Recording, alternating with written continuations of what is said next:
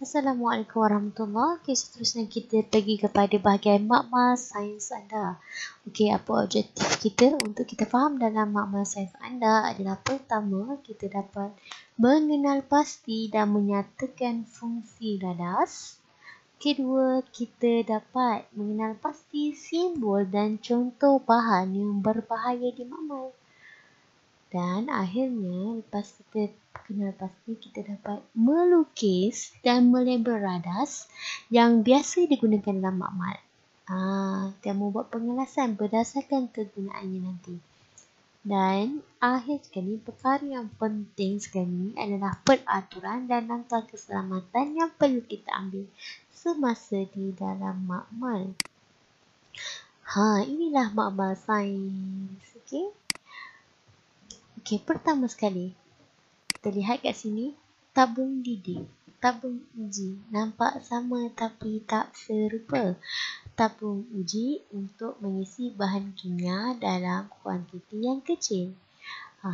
Tabung didih pula untuk memanaskan, memanaskan bahan kimia dalam kuantiti yang kecil. Panaskan guna tabung didih. Isi saja bahan kimia guna tabung uji. Selalu pelajar tersilap bahagian ni.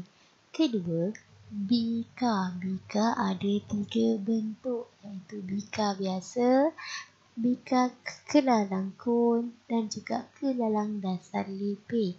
Ada ketika dan waktu yang bezakan ketiga-tiga jenis bahan radas ini bila digunakan. Okey.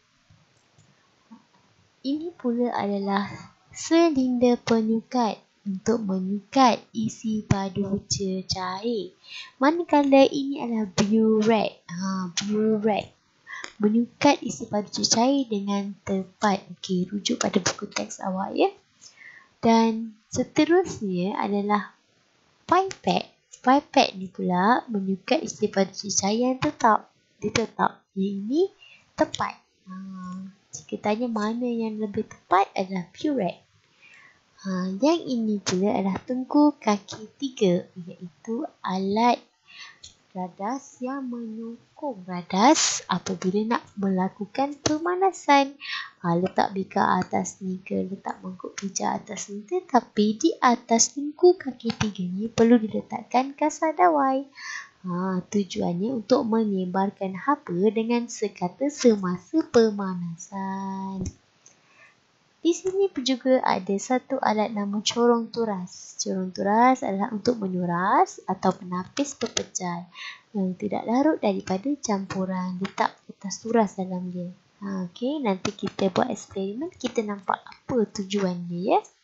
Dan akhir sekali adalah balang gas untuk mengumpulkan gas. Okey. Dalam makmal ada bahan kimia dan pada bahan kimia itu terdapat simbol-simbol amaran. Simbol-simbol amaran. Bahan kimia ni ada macam-macam perangai. Boleh menghakis, boleh terbakar, boleh meruap dan sebagainya. Jadi kita nak tengok ya. Sebagai contoh, lithium adalah mudah terbakar. Okey, jadi perlu dimasukkan dan disimpan dalam minyak parafin supaya ia tidak boleh meruap dan meletup. Okey.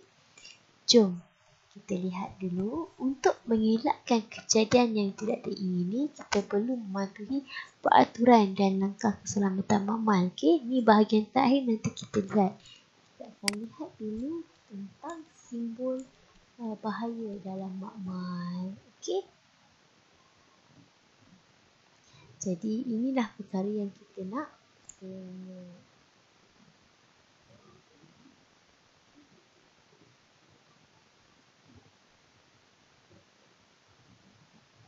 Jadi jom kita lihat simbol amaran yang ada dalam makmal. Okey. Simbol amaran. Pangkah adalah bahan yang merensa. Bahan kimia merensa boleh menghasilkan wap atau wasap yang boleh memedihkan mata. Merensa ni rasa dia macam bau tu menusuk kat hidung. Menusuk lah. Macam menusuk lah. Okay. So, macam perkataan menusuk macam mana. Okay. Sehingga mata dan hidung tekak akan pedih. Elakkan daripada menghidu wap atau wasap yang khas, yang kalau ada bahan kimia yang ada simbol pangkah ni. Gunakan bahan kimia tersebut dalam kebut wasap. Contoh bahan kimia yang menggunakan simbolnya adalah kloroform dan amonia. Okey, yang macam kipas ni adalah bahan radioaktif, biasanya terdapat di kilang-kilang lah, mesin-mesin. Bahan radioaktif ni akan mengeluarkan sinaran radioaktif. Sinar radioaktif ni nanti kamu belajar masa tingkatan 3. Apa itu sinaran radioaktif? Okey. Macam mana boleh efek pada sel-sel badan sehingga menyebabkan kanser. Contoh uranium dan plutonium. Okay, ini adalah bahan radioaktif.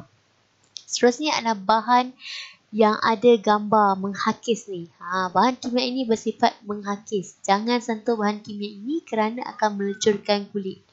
Biasanya adalah asid dan alkali pekat boleh menghakis. Jadi ada peraturan makmal yang perlu kita ikut. Okay. Seterusnya adalah gambar macam tengkorak ni. Biasanya bahan kimia yang ada lambang tengkorak seperti ini ia beracun dan toksik. So jangan makan atau minum, menghidu atau merasa bahan yang ada simbol ini. Contohnya merkuri dan klorin. Macam mana pula dengan simbol meletup ni? Bahan kimia ini mudah meletup.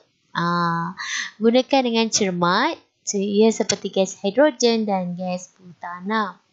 Gambar macam terbakar ni, of course bahan tu mudah terbakar lah.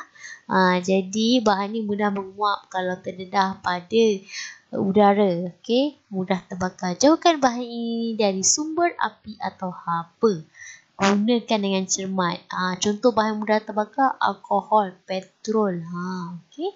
Kalau dekat je dengan sumber api, maka ia akan terbakar. Jadi, untuk memastikan keselamatan kamu dalam makmal, menggunakan bahan-bahan makmal dengan baik. Pertama, jangan masuk makmal tanpa kebenaran guru. Kemudian, mulakan eksperimen apabila guru telah memberi arahan.